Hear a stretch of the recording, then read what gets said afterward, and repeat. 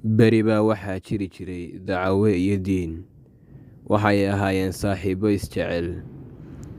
Maalin maalmaha ka mid ah ayaa dhulkoodii waxa ka dhacday abaar, taas oo sababtay inay gaajoodaan. Kadib dacawadii ayaa diinkii ku tiri, innakeen aynu iskaga guurna halkan si aynu u helno dhul barwaaqaysan. Waxayna go'aansadeen inay iskaga tagaan halkan, waana ay iskaga tegeen.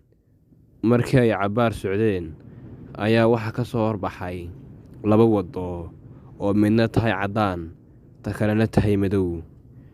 Kadib dacawadii ayaa istiri diinka ayaa kaa hormari tacad. Waxayna ku tiri, diinow adigu waxaad martaa waddadan madow, iyadoo moodaysa inay waddada cad wax fiican tahay. Kadib diinkii tii madoobe ayaa maray, iyadiina waxa ay martay tii caddayd.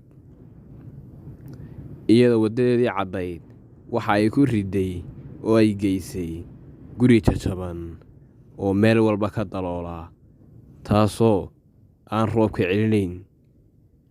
Diinkiina waxa ay waddadii madoobeed geysay guri aad u qurux badan oo aad u dhisan oo aan roobku soo gelayn. Waxa ay sidaa ahaataba waxa maalmo kadib yimid roob aad u weyn oo mahiigaan ah. Gurigii dacawadu galaysay ee meel kasta ka bannaanaana roobkii ayaa ku da'ay, webiyihii ayaa buuxsamay. Kadib dacawadii waxay go'aansatay inay diinka u tagto oo ay ka sasabato guriga si uu ugu beddelo. Kadib diinkii ayaa ay u timiday iyada oo ku leh, diinow aniga gurigaygu meel kasta wuu ka furfuran yahay. Haddii uu cadowi soo weerarana meel kasta ayaan ka bixi karaa, laakiin gurigaagu hal albaab ayaa uu leeyahay, kaasoo haddii uu cadow ku soo weeraro aanay jirin meelaad ka baxdaa. Diinkiina waa uu ka diiday, waxaana uu ku yidhi, gurigayga kuma beddelayo. Iyadiina waxay tidhi, haddii cadow ku soo weeraro aniga caawimaad ha i weydiisan. Habeenkii ayaa intay dacawadii buurta fuushay ay iska dhigtay cadow ama bahal oo kale. Kadib diinkii ayaa naxay oo u maleeyay cadow soo weeraray.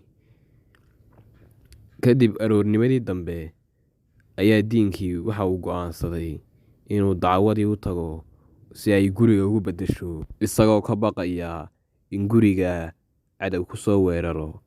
Waxaana u yimiday dacawadii si uu ugu sheego inuu ka oggolaaday guriga oo uuna doonayo inay u beddesho. Fadlan haddii aad halkan nala soo gaadhay, subscribe saar channelka. Haddii aad hore noola joogtayna sii sheer garee. Mahadsanid.